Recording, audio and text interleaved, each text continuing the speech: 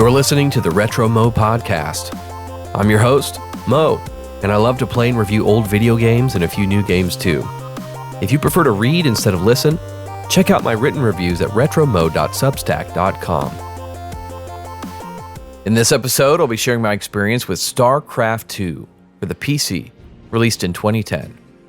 I've scored this game 9.5 out of 10, an amazing game, a fantastic sequel that carries the legacy of its predecessor well. There's always such an enormous amount of pressure when creating a sequel to a classic game like the original StarCraft. How much do you change from the original? Too much change, and you lose the soul of the predecessor. Not enough change, or new content, and players may get bored or call your game, quote, glorified DLC. StarCraft 2 struck the perfect balance of old and new.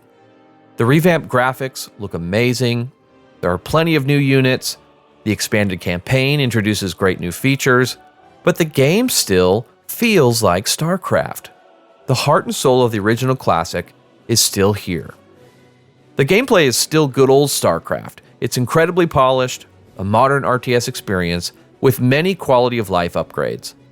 In spite of the controversy of splitting up the campaign into 3 separate installments, which cost $60, $40, and another $40, respectively, the single-player campaign is one of the best single-player experiences in the genre, if not the best. By the way, you can now get the entire campaign, all 3 installments, on sale for $40 or less. The entire StarCraft 2 campaign has over 70 missions and adds a hub world element between missions for upgrades, character interactions, minigames, and more.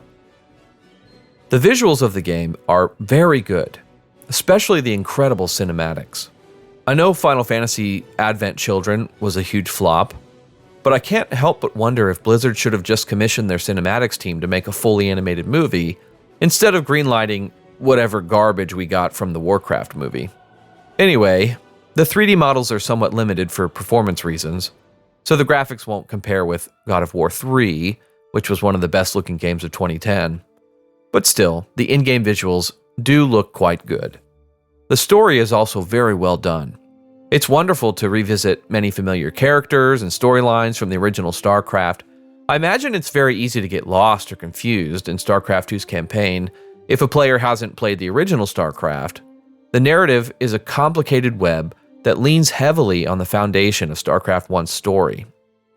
The cinematics, the voice acting, even most of the in-engine cutscenes are very well done.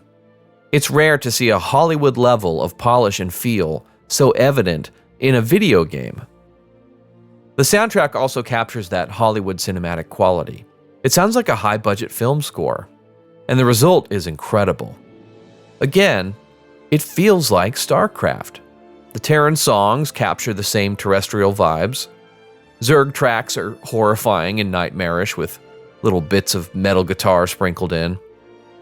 Protoss tracks are eerie and otherworldly, with moments of beauty. And there are so many more tracks compared to StarCraft 1's soundtrack, so the repetition is minimal.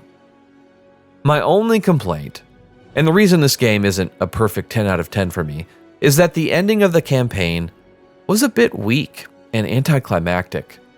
The story's conclusion was written well, but the visual execution seemed rushed. An epic cinematic for the final moments would have been ideal, obviously, instead of the underbaked in-engine cutscenes that we got instead. There's such a jarring difference in quality between the fantastic Wings of Liberty campaign and the final moments of Legacy of the Void. It's very underwhelming. I have a theory, though. I can't help but picture rooms full of overworked Blizzard devs, exhausted from hours and hours of crunch, wrapping up these final moments of the campaign as quickly as possible because Legacy of the Void is already way over budget, way late, and Bobby Kotick has sent so many memos to ship this game immediately. I'm sure it didn't help that a simple $15 microtransaction horse in World of Warcraft actually made more money than the expensive-to-produce StarCraft 2 Wings of Liberty. That's right, Wings of Liberty sold at least 6 million copies, but only after years of expensive development and marketing.